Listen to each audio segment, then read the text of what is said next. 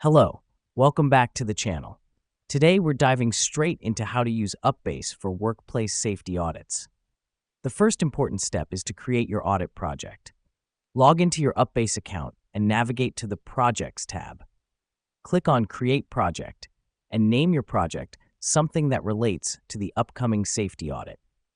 Creating a project specific to your audit helps you stay organized and allows you to easily reference this audit in the future. Now that we've done that, we move to the second step, setting up your audit checklist. Under your new project, click on Add Checklist. Here, you can either create a new checklist from scratch or use a template. This step is crucial as it helps to ensure you cover all necessary safety areas during your audit. Next up, it's time to assign tasks.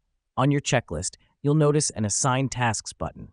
Click it, and you'll be able to assign each item on your checklist to a team member. The reason we do this is to delegate responsibilities and make sure everyone knows their role in the audit. Once your tasks are assigned, you're ready to start your audit. As each task is completed, team members can mark it off in the system. This helps us because we can track progress in real time, ensuring nothing falls through the cracks.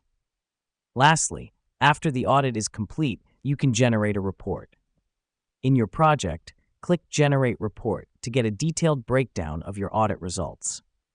This helps you understand your workplace safety status and plan any necessary improvements. And that's how you use UPBASE for workplace safety audits. Remember, UPBASE is a tool designed to make your audits more efficient and organized. Use it to its full potential, and your workplace will be safer for it. Thanks for joining us today.